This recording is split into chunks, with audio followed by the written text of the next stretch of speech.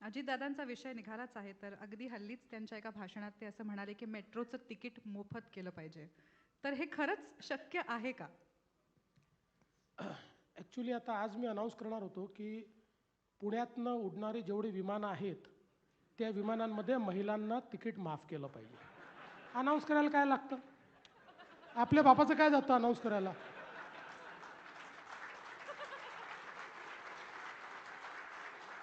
असं आहे, अनेक वेळा बघा आम्ही राजकीय क्षेत्रातले लोक आहोत. अनेक वेळा निवडणुकीच्या जिंकण्याच्या डेस्परेशनमध्ये ज्यावेळी आम्हाला माहिती असतं की निवडून येता येत नाही, अशा परिस्थितीत आम्ही काही जाहीरनामे काढतो, त्या जाहीरनाम्यांमध्ये काही म्हणतो. पण तरी माझं म्हणणं आहे, किमान पब्लिकचा विश्वास बसेल अशा तरी गोष्टी म्हटल्या पाहिजे ना. म्हणजे आपण करू शकू. आता मेट्रो ही काही एकट्या राज्याची नाही आहे, मेट्रो केंद्राची देखील आहे. मेट्रोमध्ये जी मेट्रोची बॉडी असते त्याचे अध्यक्ष हे केंद्रीय सचिव असतात आणि एम डी हे महाराष्ट्रातले असतात.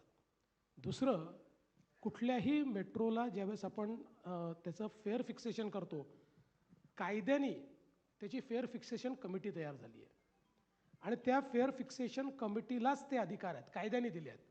म्हणजे उद्या माझ्या मनात आलं की तिकीट माफ करून टाकायचं आहे, तरी मला करता येत नाही. ती फेअर फिक्सेशन कमिटी सांगते इतका खर्च आहे, ऑपरेशनल तरी खर्च निघाला पाहिजे. समजा जर हा खर्च या ठिकाणी तुम्ही काढणार नसाल आणि कन्सेशन द्यायचे असतील तर तुम्ही कुठनं पैसे देणार आहे सांगा. आणि म्हणून ज्या गोष्टी आपल्या हातातच नाहीत त्या गोष्टींची